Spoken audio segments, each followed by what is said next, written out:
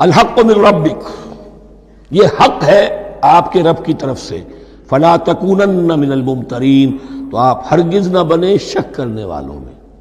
یہ حضور سے خطاب ہو رہا ہے، اور حضور کی وساطت سے اصل میں ہر مسلمان سے خطاب ہو رہا ہے۔ یہ بات ان سے کہی جا رہی ہے کہ اس میں کوئی شک اپنے پاس مت آنے دو، یہ تو حق ہے تمہارے پروردگار کی طرف سے۔ وَلِكُلٍّ وِجْهَةٌ هُوَ مُوَلِّيهَا، ہر ایک کے لیے ہم نے ایک رخ معین کر دیا جس کی طرف کہ وہ رخ کرتا ہے۔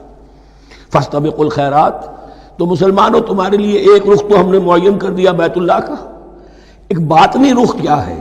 نیکیوں میں ایک دوسرے سے آگے بڑھنے کی کوشش کرو۔ ایک ہے ظاہر، نماز کا ظاہر ہے، آپ نے قبلے کی طرف رخ کر لیا ہے، آپ نے وضو کیا ہے۔ ایک نماز کا باطن ہے، خشوع ہے، خضوع ہے، حضور قلب حاصل ہے، رقت ہے، معلوم ہے کس کے سامنے حاضری ہے۔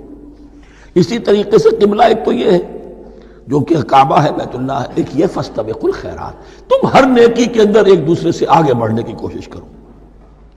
اینما تکونوا یاتی بکم اللہ جمیعا، جہاں کہیں بھی ہوگے اللہ تم سب کو لے آئے گا، جمع کر دے گا۔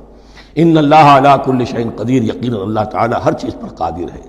ومن حیث خرجت فول وجهک شطر المسجد الحرام، اور جدھر سے بھی آپ کا نکلنا ہو، کہیں سفر کریں، کہیں بھی جائیں، تو آپ اپنا رخ پھیر دیجئے مسجد حرام کی طرف۔ وَإِنَّهُ لَلْحَقُّ مِن رَبِّكَ، اور یہ یقیناً حق ہے آپ کے رب کی طرف سے۔ وَمَا اللَّهُ بِغَافِلٍ عَمَّا تَعْمَلُونَ، اور اللہ غافل نہیں اس سے کہ جو تم کر رہے ہو۔ یہاں بظاہر جو ہے کلام حضور سے ہے، اصل میں مسلمانوں سے خطاب ہے بواسطہ محمد صلی اللہ علیہ وسلم۔